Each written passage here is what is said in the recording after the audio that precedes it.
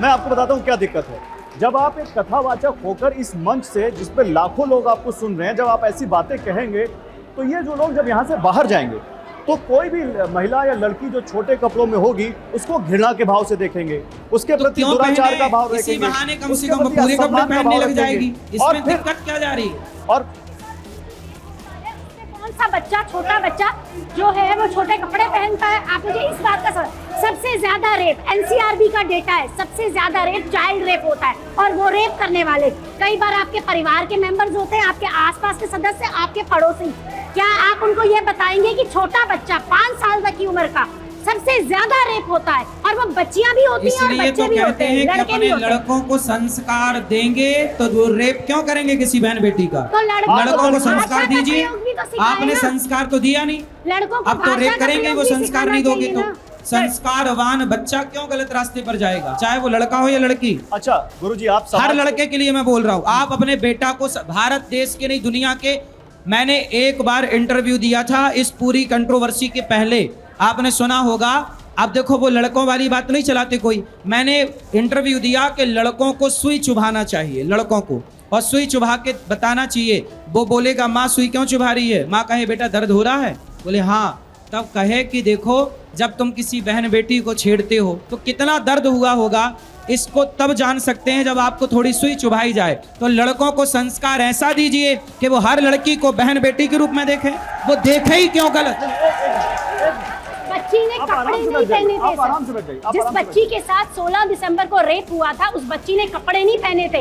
उन आदमियों की नीयत खराब, उन आदमियों ने शराब पी रखी थी सारे उन्हें। आपकी संगत तो में शराब, मैं वही तो कहता हूँ शराब पीना गलत है, शराब पीना गलत है, शराब मत पिलाइए, अपने आप बलात्कार कम हो जाएंगे। अब मैं बोल लूं कुछ, संस्कार दीजिए, अपने आप बलात्कार कम हो जाएंगे। महाराज जी, अनुरुद्धाचार्य जी, आपने कहा आप लड़कों के लिए भी बोलते हैं, लड़कों के लिए बोलते हैं तो इसका मतलब ये नहीं कि आप लड़कियों के लिए कुछ भी बोल देंगे। कुछ भी नहीं बोला, लड़कों के लिए बोलते हैं तो इसका मतलब नहीं लड़कियों के चरित्र पर सवाल उठा देंगे। बेटा आप जाओ, इनको ले जाओ, प्रदर्शन कराओ माताओं का, चुप रहो। लड़कों के लिए बोलते हैं तो इसका मतलब ये कतई नहीं है कि आप लड़कियों के चरित्र पर सवाल उठा देंगे। चरित्र पर सवाल हुआ ही नहीं।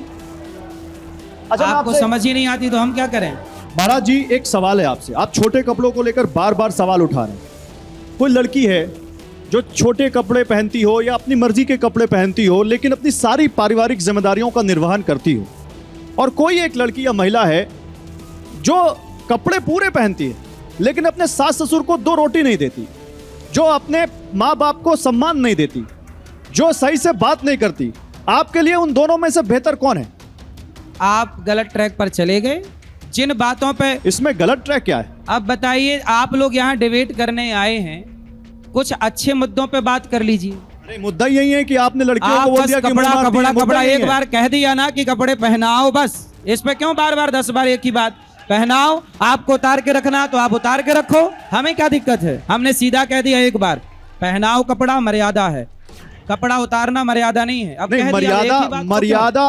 मर्यादा तो वो भी नहीं है जब आप किसी को बिना किसी तथ्य के कटघरे में खड़ा करते हैं। इस बात का कोई तथ्य है आपके पास करेंगे? लड़कियां 4 जगह मुंह मारती हैं, लोग कोई रिपोर्ट है इसकी? सपोर्ट करेंगे तो कठोर शब्दों का प्रयोग होगा, तैयार रहिएगा। तो आपके पास ऐसी कोई रिपोर्ट है, कोई तथ्य है जहां पे आपने पढ़ा कि 25 साल की लड़कियां 4 जगह मुंह मारती हैं?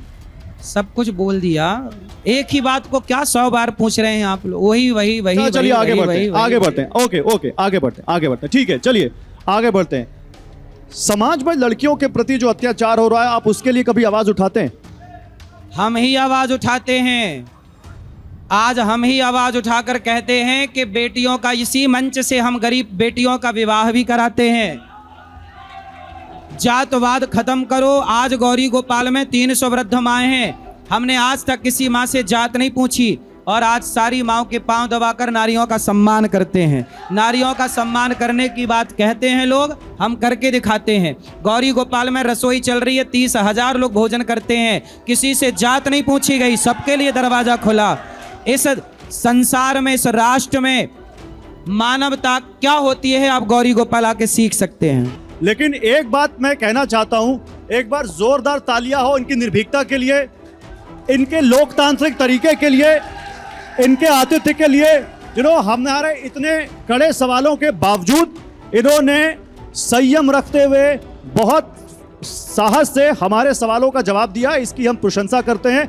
लेकिन हम अभी भी उनकी उन बातों का सहमत नहीं हैं जो वो उन्होंने जो भाषा कही थी। ये मैं आपसे निवेदन करता हूं और इसीलिए यहीं पर आप सभी का भी बहुत शुक्रिया, बहुत थैंक यू। आप लोग आए, अपनी बात रखी और इस माहौल में रखी जहां आपका समर्थन करने वाले कम हैं। इसलिए इन आप जैसी साहसी महिलाओं के लिए भी हम बहुत बहुत आपका शुक्रिया अदा करते हैं। एक बार तालियां अगर बजा दें हमारी जो महिलाएं हैं उनके लिए भी, साहसी महिलाओं के लिए जो आपके बीच आके आपके विरोध के बावजूद अपनी बात रख रहे हैं। ये सारी माताएं बहनें हमारी बात से भीतर ही भीतर सब सहमत हैं, बाहर से भी सहमत होंगी कुछ नहीं, वो वैसे तो कोई उन्होंने ऐसा नहीं है जो असहमति सहमत ना दिखाई हो। है, लेकिन चलिए फिर भी और बहुत बहुत शुक्रिया, थैंक यू वेरी मच। बहुत बहुत अच्छा लगा आप लोगों से बात करके, बहुत शानदार, थैंक यू, थैंक यू।